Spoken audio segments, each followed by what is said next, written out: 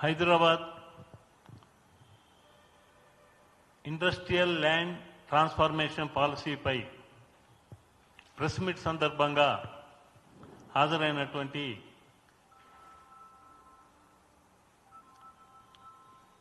Media ప్రతినిధులందరికీ కూడా నా హృదయపూర్వక నమస్కారాలు. ఈరోజు స్పీక్ ఆర్గనైజేషన్ తరఫున ఈ ప్రెస్ మీట్ ఏర్పాటు చేయడం జరిగింది. స్పీక్ ఆర్గనైజేషన్ అంటే society for political empowerment with action and knowledge. ఈ ప్రెస్ మీట్లో స్పీక్ యొక్క చీఫ్ అడ్వైజర్ అన్నే సత్యనారాయణ గారు మరియు ప్రధాన కార్యదర్శిగా మార్శెట్టి మురళీకుమార్ గారు, ఇందులో క్రియాశీల సభ్యులుగా దేవేందర్ యాదవ్ గారు, ఉన్న వెంకటేశ్వర్లు గారు, మసూదన్ రావు గారు, నరసింహారావు గారు, కృష్ణయ్య గారు ఇక్కడ హాజరు కావటం జరిగింది. ముఖ్యంగా హైదరాబాద్ నగరాన్ని విశ్వనగరముగా రూపొందించాలనే లక్ష్యంతో నగరంలో ఉన్న సమస్యలను అధిగమించడానికి Hyderabad industrial land transformation policy ఏర్పాటు చేయబడిందని మేము గట్టిగా నమ్ముతున్నాం. హైదరాబాద్ ప్రస్తుతము క్యూర్ ఏరియాలో ఉందని రాష్ట్ర ప్రభుత్వ ప్రకటన ద్వారా తెలుస్తుంది. తెలంగాణ యావత్తును ప్రస్తుత గవర్నమెంటు క్యూర్, ప్యూర్, రేర్ అని 3 ప్రాంతాలుగా విభజించి అభివృద్ధి కార్యక్రమాలను చేపట్టడం జరుగుతుంది. అయితే ఔటర్ రింగ్ రోడ్డు పరిధి లోపలున్న ప్రాంతాన్ని క్యూర్ ప్రాంతంగాను, ఔటర్ రింగ్ రోడ్ మరియు రీజనల్ రింగ్ రోడ్ మధ్య ఉన్న ప్రాంతాన్ని ప్యూర్ ప్రాంతంగాను, తర్వాత ఆవల ఉన్నటువంటి తెలంగాణ సరిహద్దు ఉన్న ప్రాంతం మొత్తాన్ని కూడా రేర్ ప్రాంతంగాను పరిగణించి మరి ఈ ప్రభుత్వము అనేకమైనటువంటి చర్యలు తీసుకోవటానికి మరి చర్యలు గైకొంటున్న విషయము అందరికీ తెలిసినటువంటిదే. ప్రస్తుతము మరి హైదరాబాదు నగరము కాలుష్యంతో విలవిలలాడుతూ కాలుష్య కోరల నుండి రక్షించాలంటే మరి గత 50-60 సంవత్సరాల నుంచి అనేక ప్రభుత్వాలు ఇచ్చినటువంటి ఇండస్ట్రియల్ పార్కుల్లో ఉన్నటువంటి పరిశ్రమలను, కెమికల్ ఇండస్ట్రీస్ అయితేనేమి, ఇతరత్ర పరిశ్రమలు అయితేనేమి తరలించాల్సినటువంటి ఆవశ్యకతను గుర్తించడం జరిగింది. మరి 2013లోనే గత కాంగ్రెస్ ప్రభుత్వము ఒక జీవోని విడుదల చేయటం జరిగింది. జీవో నెంబర్ 20 మరి 2013 మార్చిలో ఈ జీవో విడుదల చేయటం జరిగింది. ఆ జీవో ప్రకారంగా మరి ఈ ఓఆర్ఆర్ లోపల ఉన్నటువంటి కాలుష్యాన్ని వెదజల్లేటటువంటి పరిశ్రమలను మరి ఓఆర్ఆర్ వెలుపలకు తరలించాలని కంపల్సరీగా మరియు ఇతర పరిశ్రమలను ఆప్షన్లు ఇస్తూ ఈ యొక్క జీవోను విడుదల చేయడం జరిగింది. మరి జీవో ఒక మంచి ఉద్దేశంతో విడుదల చేసినప్పటికి కూడా ఆ కాంగ్రెస్ ప్రభుత్వం తిరిగి అధికారంలోకి రాకపోయినందువలన తర్వాత వచ్చినటువంటి టీఆర్ఎస్ ప్రభుత్వం ఈ జీవోను కోల్డ్ స్టోరీలో పెట్టడం జరిగింది, పక్కకు పెట్టేశారు. దాన్ని ఎవరు పట్టించుకోలేరు. తర్వాత టీఆర్ఎస్ గవర్నమెంట్ అధికారంలోకి వచ్చిన తర్వాత 2014లో కొంతకాలం గడిచిన తర్వాత 2020లో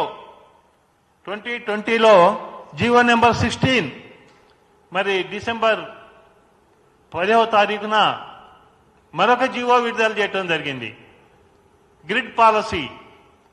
దీని ప్రకారంగా మరి ఈ యొక్క పరిశ్రమలను ఔటర్ రింగ్ రోడ్ వెలుపలకు తరలించాలని చెప్పేసి ముఖ్యంగా 11 పరిశ్రమలను ఇండస్ట్రియల్ పాలసీలను ఇండస్ట్రియల్ పార్కులను గుర్తించడం జరిగింది. 11 వీటిని తప్పనిసరిగా వెలుపలకు తరలించాలి. కాలుష్యం ఉన్న పరిశ్రమలైతే ఖచ్చితంగా తరలించాల్సినటువంటి పరిస్థితిని నొక్కి చెప్తూ తర్వాతి పరిశ్రమలను ఐచ్ఛికంగా ఆప్షనల్ వారి ఇష్టపూర్వకంగా తరలించాలనేటటువంటి ఉద్దేశంతో వారు తీశారు. మరి ఎందువలనో ఏ కారణం చేతనో గాని ఈ యొక్క జీవో పూర్తిగా అమలు చేయబడలేదు. తర్వాత 23లో ప్రస్తుత ప్రభుత్వం కాంగ్రెస్ ప్రభుత్వం అధికారంలోకి రావడం జరిగింది. అధికారంలో వచ్చినప్పుడు మరి 2 సంవత్సరాలు గడిచిపోయాయి. ఈ 2 సంవత్సరాల్లో కూడా మరి గత ప్రభుత్వం చేసినటువంటి అప్పులు బాధ తట్టుకోలేక ఆర్థిక సమస్యలను పరిష్కరించలేక మరి తన పాలనను సుస్థిరపరచుకోవటానికి మరి 2 సంవత్సరాల కాలం పట్టిందేమో. మరి 2 సంవత్సరాల తర్వాత మరి 25 పాలసీని తీసుకురావటం జరిగింది. దీనిపైనే మరి ప్రతిపక్ష పార్టీలైన బీఆర్ఎస్ పార్టీ, బీజేపీ పార్టీ రాజకీయ రాద్ధాంతం చేస్తున్నటువంటి విషయాన్ని దృష్టిలో పెట్టుకొని మేము ఈ ప్రెస్ మీట్కు మీ ముందుకు రావడం జరిగింది. ముఖ్యంగా రాజకీయ పార్టీలకు ఒకటే విజ్ఞప్తి చేస్తున్నాము. తెలంగాణ అభివృద్ధికి సంక్షేమానికి పాటుపడాలే గాని ఒక మంచి కార్యక్రమం చేస్తున్నప్పుడు దాన్ని అడ్డుకోవటము సరైన పద్ధతి కాదు. ఎందుకంటే మరి ఈ పాలసీ చాలా నా ముందు ఇక్కడ జీవోస్ స్పష్టంగా కనిపిస్తున్నాయి. 3 జీవోలు కూడా మరి ఈ ప్రభుత్వం తెచ్చినటువంటి జీవో ప్రకారంగా ఈ ఔటర్ రింగ్ రోడ్ లోపల ప్రాంతంలో 22 ఇండస్ట్రియల్ పార్కులు ఉన్నాయండి. 22 ఇండస్ట్రియల్ పార్కులు కూడా 9,292 ఎకరాల ఎక్స్టెంట్. మరి ఈ యొక్క 22 పార్కులు కూడా ఈ ప్రభుత్వం తెచ్చినటువంటిది కాదు. గత 50-60 సంవత్సరాల నుంచి కూడా ఎన్నో ప్రభుత్వాలు పారిశ్రామిక వృద్ధి కోసము మరి ఈ పరిశ్రమలకు స్థలాన్ని కేటాయించి రాష్ట్ర అభివృద్ధిలో భాగంగా పారిశ్రామిక అభివృద్ధికి ఎన్నో విధానాలను అనుసరించి తెచ్చినటువంటి పార్కులు ఇవి. అయితే ఈ పార్కుల్లో ఏవైతే పరిశ్రమలు పెట్టారో కెమికల్ అయితేనేమి, కెమికలేతర పరిశ్రమలు అయితేనేమి, మ్యానుఫ్యాక్చరింగ్ పరిశ్రమలు అయితేనేమి చాలా వరకు కుంటుపడ్డాయి అనేక కారణాలతోని. కొన్ని సిక్ ఇండస్ట్రీస్ గా మారిపోయాయి. దీంట్లో ఒకప్పుడు సనత్ నగర్, జీడిమెట్ల, పటాన్చేరులో ఎన్నో పరిశ్రమలు కొన్ని వేల మంది నిరుద్యోగ యువతకు ఉద్యోగాలు కల్పించినటువంటి పరిస్థితి ఉండేది. వారందరూ కూడా ఈ పరిశ్రమలు మూలబడటం వలన ఉద్యోగాన్ని కోల్పోయి నిరుద్యోగులుగా బయటికి రావడం జరుగుతుంది. కొన్ని పరిశ్రమలు అయితే అవి సిక్ ఇండస్ట్రీస్ గా అవి నిరుపయోగంగా ఎవరికి ఉపయోగపడకుండా మరి యజమానులకు కూడా లాభదాయకం కాకుండా ఇటు రాష్ట్ర అభివృద్ధిలో దోహదపడకుండా ఇటు ఏ విధంగా ఉపయోగపడకుండా మరి 9,292 ఎకరాలు ఉన్నాయంటే మరి అందరూ ఆలోచించవలసిన విషయమే. మరి హిల్ట్ పాలసీ మూలంగా ఈ 9,292 ఎకరాలకు ఒకే పాలసీ, ఒకే విధానం, ఒకే గమ్యం, ఒకే గమనం. ఎందుకంటే వీటిని హైదరాబాద్ ORR వెలుపలకు తరలించినట్లయితే మరి ఆ భూమి ఉన్నటువంటి వారికి నివాసయోగ్య ప్రాంతాలుగా, వ్యాపార ప్రాంతాలుగా, ఇన్స్టిట్యూషనల్ ఏరియాస్గా, రిక్రియేషనల్ ఏరియాస్గా, ఐదవది గత టిఆర్ఎస్ ప్రభుత్వం ఇచ్చినటువంటి గ్రిడ్ పాలసీ ఏదైతే ఉందో దాన్ని కూడా అలైన్ చేస్తూ నిష్పక్షపాతంగా పారదర్శకతోని ఈ ప్రభుత్వం ఈ యొక్క హిల్ట్ పాలసీని తేవటం జరిగింది. అందరూ కూడా హర్షించాల్సిన సమయం ఇది. రాష్ట్ర అభివృద్ధికి, ప్రజా సంక్షేమానికి మరి ఇన్ని 9,292 ఎకరాలు ఉపయోగంలో కనుక వచ్చినట్లయితే కొన్ని వేల మందికి ఉద్యోగాలు దొరుకుతాయని చెప్పేసి మనం నిర్ద్వందంగా చెప్పవచ్చు. ఎన్నో పరిశ్రమలు నడుస్తాయి. ఈ రోజు ఆర్థిక సంక్షోభాన్ని ఎదుర్కొంటున్నాం. వీరందరూ కూడా స్కూల్స్ కనుక ఈ యొక్క వ్యాపార సంస్థలు, నివాసయోగ్యాలు ఏర్పడినట్లయితే అనేకమైనటువంటి లాభాలు జరుగుతాయి. మన హైదరాబాద్ నగరం కూడా ప్రపంచ దేశాలతో పోటీపడి ఒక విశ్వనగరంగా సుందరమైన నగరంగా రూపుదిద్దుకుంటుందనటంలో ఎలాంటి సందేహం లేదు. మరి ఇన్ని లాభాలు ఉన్నటువంటి ఈ హిల్ట్ పాలసీని ఈ మధ్య విమర్శిస్తూ మరి టీఆర్ఎస్ ప్రభుత్వము ముఖ్యంగా కొందరు నాయకులు అవాకులు చవాకులు పేలుతూ నిరసన తెలియజేస్తూ దాన్ని విమర్శిస్తూ రావటం ఎంతవరకు సమంజసమో మరి తెలంగాణ ప్రజాకు ఆలోచించాలి. చాలా మంది ప్రజలు కూడా చెప్పుకుంటున్నారు, మరి కేవలం రాజకీయ దురుద్దేశంతో ప్రతిపక్షాలంటే అధికార పక్షం ఏ పని చేసినా దాన్ని వ్యతిరేకించాలి అనేటటువంటి దృక్పథంతో చేస్తున్నారు తప్పితే మరి రాష్ట్ర అభివృద్ధిని కానీ ప్రజా సంక్షేమానికి వాళ్ళు ఏమాత్రం పట్టింపు లేకుండా పోతుందని చెప్పేసి మరి చెప్పవచ్చు.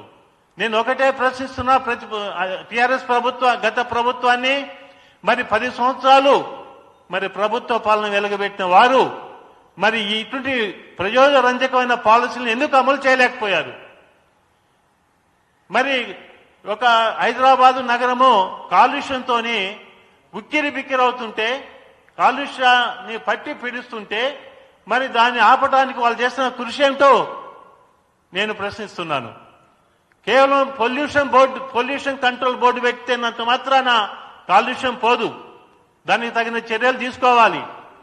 పారదర్శకతోని విధానాలను అమలుపరచగలగాలి. మరి అది అమలుపరచని వారు ఈరోజు రేవంత్ అన్న సర్కార్ చేస్తున్నటువంటి, కాంగ్రెస్ ప్రభుత్వం చేస్తున్నటువంటి విధానాలను అమలుపరచడం ఎంతవరకు సహేతుకమో ప్రతి ఒక్కరు కూడా ఆలోచించాలి. అదేవిధంగా బీజేపీ వరకు కూడా నేను ఒక సూచన చేస్తున్నాను. వారు కూడా కేంద్రంలో అధికారంలో ఉన్నారు. అక్కడ కేంద్ర అభివృద్ధి ఎంత ముఖ్యమో రాష్ట్ర అభివృద్ధి కూడా అంతే ముఖ్యము. మరి రాష్ట్ర అభివృద్ధిలో ప్రభుత్వం చేస్తున్నటువంటి విధానాలను గుడ్డిగా విమర్శించకుండా, వ్యతిరేకించకుండా వారు కూడా రాష్ట్ర అభివృద్ధికి సహకరిస్తే బాగుంటుందని చెప్పేసి నేను వారికి హితవు పలుకుతున్నాను. వారు చెప్పారు, గవర్నర్ దగ్గరికి వెళ్ళి జీవోని ఆపుతాము, మేము రిప్రజెంట్ చేస్తామని. మామూలుగా ప్రభుత్వము జీవోలు ఇస్తుందండి. ప్రభుత్వం ఇచ్చేది జీవో. చట్టసభలు చట్టాలు చేస్తాయి. ఆ చట్టాలు రాజ్యాంగబద్ధంగా ఉండాలి. రాజ్యాంగబద్ధంగా లేని చట్టం ఎవరైనా చేసినట్లయితే కోర్టులు ఉన్నాయి, కోర్టులు దాన్ని వ్యతిరేకిస్తాయి. కానీ ఈ యొక్క ప్రభుత్వ విధానాన్ని విడుదల చేసే జీవోని ప్రతిపక్షాలు విమర్శించడము ఇది చాలా ఘోరము, అన్యాయము, అక్రమం అని చెప్పేసి నేను స్పష్టంగా చెప్తున్నాను. ఇదే విధంగా ఒకవేళ బీఆర్ఎస్ తన విమర్శలను ఇదే విధంగా కొనసాగించినట్లయితే మరి భవిష్యత్తులో వారికి రాజకీయ చిరునామా లేకుండా పోతుందని చెప్పేసి నేను హెచ్చరిస్తున్నాను. ఎందుకంటే ప్రజలు గమనించారు, 10 సంవత్సరాల పాలనలో మనకు అప్పులు పెరిగాయి, ఆర్థిక సమస్యలు పెరిగాయి, ఉద్యోగులకు జీతభత్యాలు ఇవ్వలేకపోయారు, అదేవిధంగా కాంట్రాక్టులు బిల్లు చెల్లించలేకపోయారు, విద్యార్థులకు ఫీజు చెల్లించలేకపోయారు, విశ్వవిద్యాలయాలకు డబ్బు కేటాయించలేకపోయారు. ఎన్నో రకాలైన సమస్యలను పెండింగ్ లో పెట్టి మరి సుమారు 8 కోట్ల లక్షల అప్పులను పెట్టినటువంటి ప్రభుత్వాన్ని నడపటం ఎవరితోనైనా సాధ్యం కాదు.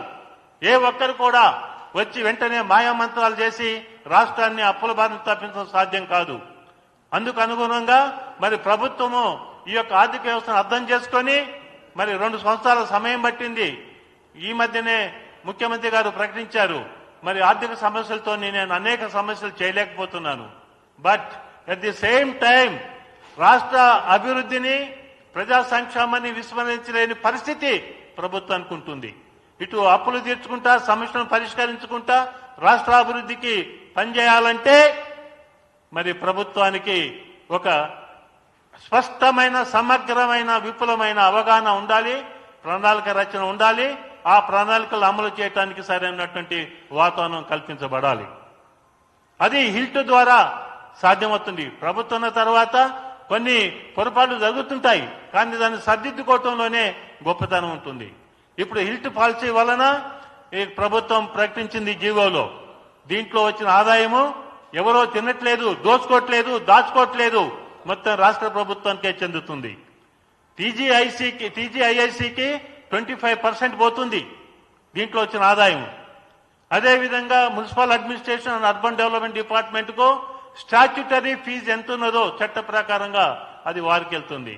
మిగిలిన ఆదాయం మాత్రమే ప్రభుత్వ ఖజానాలో జమ అవుతుంది.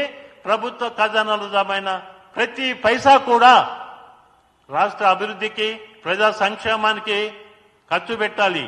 ఈ ఖర్చంతా కూడా బడ్జెట్ హద్దులలో, శాసనసభలో ఆమోదించిన బడ్జెట్ హద్దుల్లో జరుగుతుంది. కాబట్టి ఎక్కడ కూడా దుర్వినియోగానికి అవకాశం లేదు.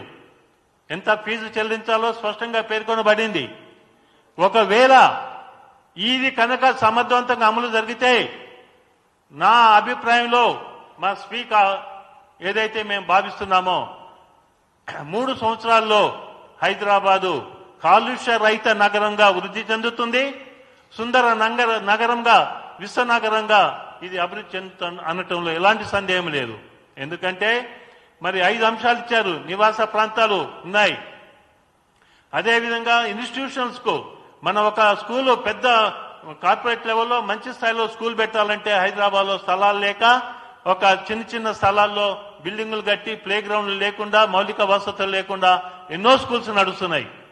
మరి అట్లాంటి పరిస్థితిలో నాణ్యమైన విద్య ఎవరికి దొరుకుతుంది? అదే కనుక ఈ ఇండస్ట్రియల్ ఏరియాలో దాన్ని కన్వర్ట్ చేసినట్లయితే, వారు విద్యాలయాలకు, విశ్వవిద్యాలయాలకు ఉపయోగించుకున్నట్లయితే ఇది ఎంతో ఉపయోగకరంగా ఉంటుంది. అదేవిధంగా రిక్రియేషన్ ఫెసిలిటీస్, మన కల్చరల్ సెంటర్స్ లేవు, స్పోర్ట్స్ కాంప్లెక్స్ లేవు. ఇవన్నీ కూడా వృద్ధి చెందాలంటే తగిన స్థలం కావాలంటే వీటి వల్లనే అవుతుంది.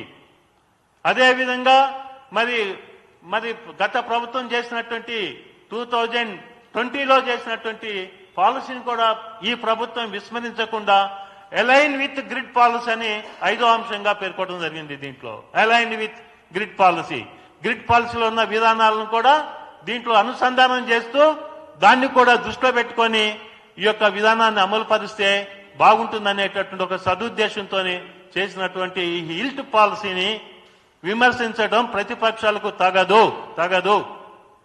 ఒక సౌహృదయంతో రాష్ట్ర అభివృద్ధిని దృష్టిలో పెట్టుకొని వారు ముందుకు రావాలి. తెలంగాణ ప్రజలు 60 సంవత్సరాల పాటు పోరాడి ప్రత్యేక రాష్ట్రం తెచ్చుకుంటే నిధులు, నీళ్లు నియామకాల్లో అన్యాయం జరుగుతుందని చెప్పేసి మనం న్యాయం చేద్దామని చెప్పేసి తెలంగాణ రాష్ట్రము వస్తే 1200 మంది యువకులు బలిదానాల మూలంగా తెలంగాణ ఏర్పాటు చేస్తే దాని అభివృద్ధికి తోడ్పడక, దాని అభివృద్ధిని 10 సంవత్సరాల్లో చేయకుండా చివరికి ఈ ప్రభుత్వం చేస్తున్నటువంటి కార్యక్రమాలను అడ్డుకోవటం అంటే ఇది ప్రజా సంక్షేమాన్ని, తెలంగాణ ప్రజల ఆకాంక్షను వీరు విస్మరించడమే అవుతుందని చెప్పేసి నేను మీ అందరి సమక్షంలో కూడా పేర్కొనడం జరుగుతుంది. కాబట్టి ఈ యొక్క పాలసీలో లోపాలుంటే చెప్పండి, చర్చించండి, సజెషన్స్ ఇవ్వండి.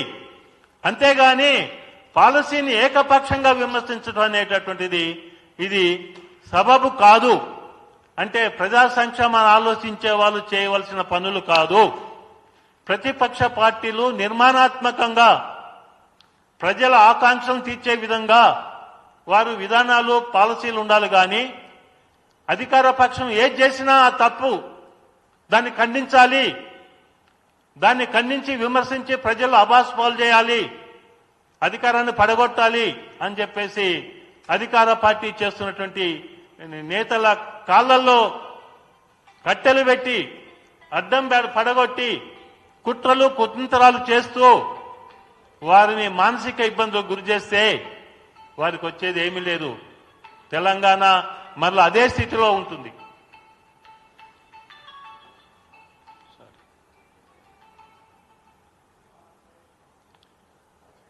తెలంగాణ అదే స్థితిలో ఉంటుంది. మనం ఆ స్థితిని మనం కోరుకుంటున్నామా? తెలంగాణ అభివృద్ధి ఈ మధ్యనే మన ముఖ్యమంత్రి రేవంత్ రెడ్డి గారు ప్రకటించారు, తెలంగాణ రైజింగ్ విజన్ 2047. మరి హిల్ట్ పాలసీ మూలంగా ఆయన దీర్ఘ ప్రణాళిక రచన. ఇది సుదీర్ఘమైనటువంటి ప్రణాళిక. అంటే ఏదో 1 సంవత్సరంలోనో కొంత సమయంలోనో అభివృద్ధి సాధ్యం కాదు. దీనికి దీర్ఘకాలిక ప్రణాళిక అవసరం అని చెప్పేసి చేయటం జరిగింది. 2037 కల్లా $1 ట్రిలియన్ మిలియన్ డాలర్ల ఎకానమీగా మన రాష్ట్రాన్ని ఏర్పరచాలని 2047 వరకు 3 ట్రిలియన్ల ఆర్థిక ఎకానమీని ఏర్పాటు చేయాలని చెప్పేసి లక్ష్యంగా పెట్టుకొని ఈ యొక్క విజన్ 2047ను ఈ నెల 8, 9 తేదీల్లో ఫ్యూచర్ సిటీలో ప్రపంచ నలుమూలల నుండి దాదాపు 3,000 మంది ఆర్థికవేత్తలను, మేధావులను, పారిశ్రామికవేత్తలను, నాయకులను పిలిచి మరి సమావేశం ఏర్పాటు చేస్తున్నారంటే ఇది తెలంగాణ అభివృద్ధికి బాటలు వేయటమే అని చెప్పవచ్చు. తెలంగాణ అభివృద్ధికి ఒకవైపు ప్రభుత్వం కృషి చేస్తుంటే కేవలము వారి చర్యలను అడ్డుకోవాలనేటటువంటి ఒక రాజకీయ దురుద్దేశంతోని, కుట్రతోని వాటిని విమర్శించడం అనేటటువంటిది మరి ప్రతి